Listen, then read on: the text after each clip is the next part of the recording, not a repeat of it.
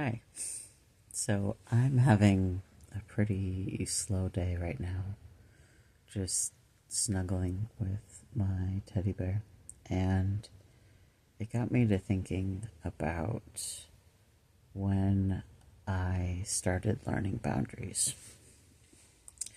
Because when I started learning boundaries, I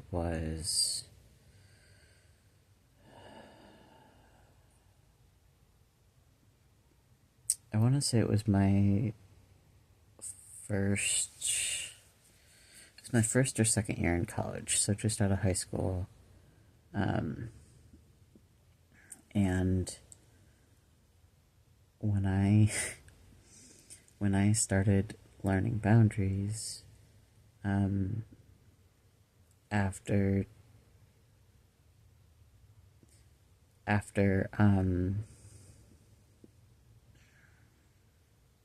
being introduced to boundaries by the friend that was helping me to learn them, um, I went to my dorm and I tried to say no.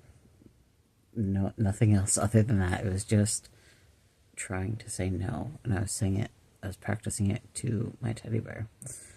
And even just saying it to my teddy bear, this soft comfort thing that has been with me literally my entire life. This teddy bear was given to me when I had surgery when I was 8 months old, and has been with me literally the entire time since then.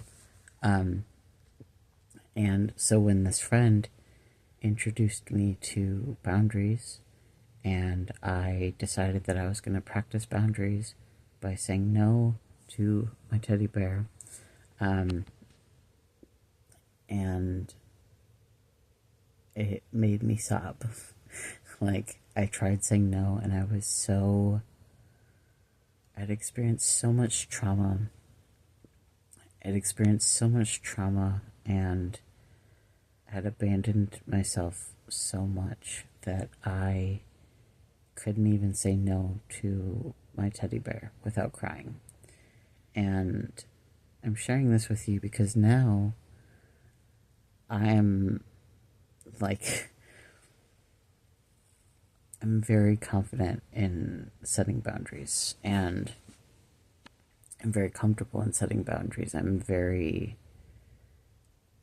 Like, I'm very efficient at setting boundaries in a way that leaves the person on the other end of it receiving the boundary feeling, for the most part, feeling appreciated and respected. Um, and boundaries are boundaries are kind of a hot topic right now. And it's, you don't need to learn, like,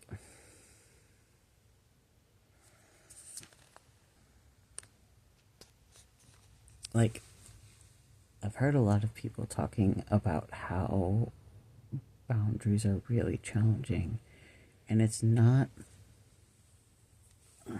Beard hair getting itchy on my teddy bear. um, it's not that we don't know what our boundaries are. Like, one of the first words that a baby learns is no. That's boundary. So it's not that we're unaware of what our boundaries are, so much as when we learn to abandon ourselves, through social interactions and through trauma and through media messages and whatnot, we learn to abandon ourselves and learn that we're not safe to honor our boundaries, to have boundaries even. And that was really what caused me to start crying when I was first trying to set boundaries with my teddy bear. Because my teddy bear never hurt me. Like, my teddy bear had only ever comforted me and I have cried many times on this teddy bear.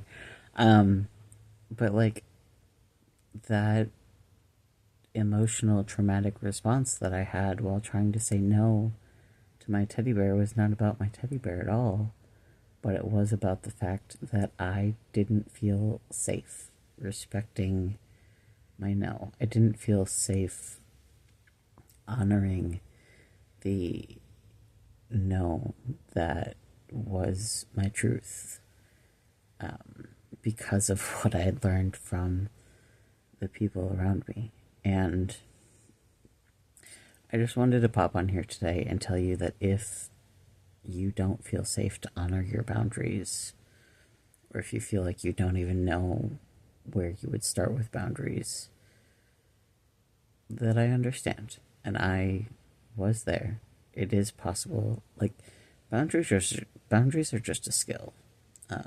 Like any other skill. They can be learned, they can be refined. It gets easier to set them the more often that you do it.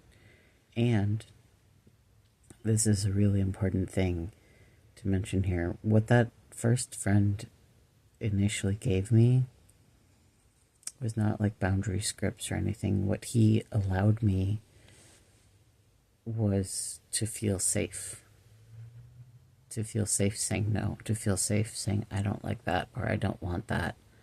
Or just feel safe saying, please stop doing that. Like, he didn't give me any of these scripts. He didn't give me anything except companionship and safety and like friendship, like respect. He gave me respect.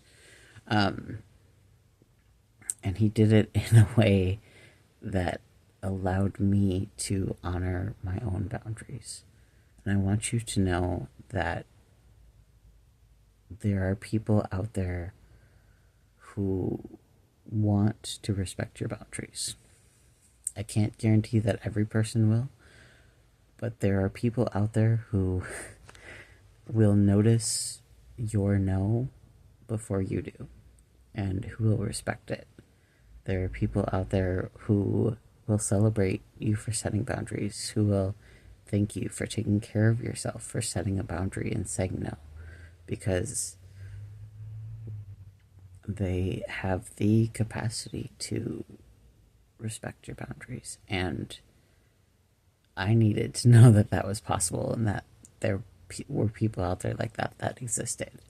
And so if you needed to hear that today, then I am glad that I said it. And this is starting to feel awkward now, so maybe that's all I have to say right now. But hopefully this helped you. I will be sharing more on this channel about having a good relationship with yourself and what you can do to, I like keep looking at myself in the camera and like being like, wow, that's a lot of eye contact.